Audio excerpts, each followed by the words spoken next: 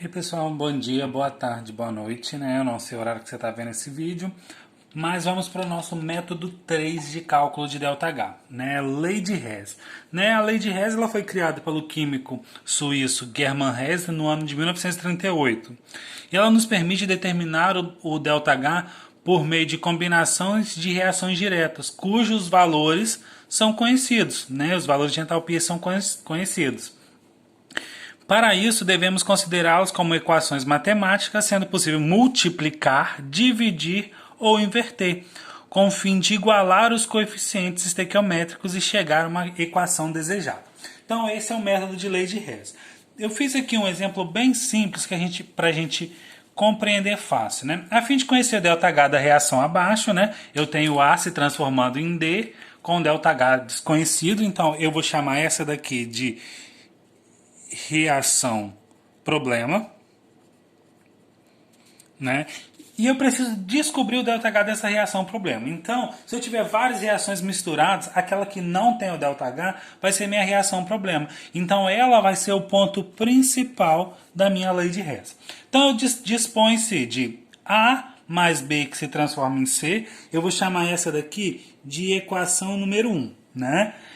Com o ΔH de menos 10 kJ por mol. Né? Então, e eu tenho D mais B que se transforma em C com o ΔH de menos 40. Essa eu vou chamar de reação número 2. O primeiro passo é identificar o que tem em comum da reação que eu estou analisando com a reação problema. Então, ó, o que eu tenho em comum da reação 1 com a reação problema? Então, ó, eu tenho em comum o A, certo? Então, se eu tenho em comum o A, como eu tenho em comum o A, o que eu vou fazer? Eu vou identificar. Ele está do mesmo lado? Se ele está do mesmo lado, eu preciso multiplicar por um número positivo. Né? Se ele está na mesma quantidade, eu multiplico por 1. Por exemplo, se eu tivesse 2 A's, né, eu ia multiplicar por 2. Né? Se eu tivesse 3 A's nessa reação problema, eu ia multiplicar por 3. Beleza? Então, ó, eu vou até modificar aqui para ficar de uma forma mais interessante. Então, ó, aí o que eu faço? Como eu tenho em comum A, eu vou multiplicar por 1. Beleza? Então, multipliquei por 1. Agora, a equação número 2. O que eu tenho em comum com a reação problema? Eu tenho em comum o D. Só que, ó, percebam comigo, o D está de lado diferente, então eu vou multiplicar por um número negativo. Então, quando está de lados diferentes, eu multiplico por um número negativo.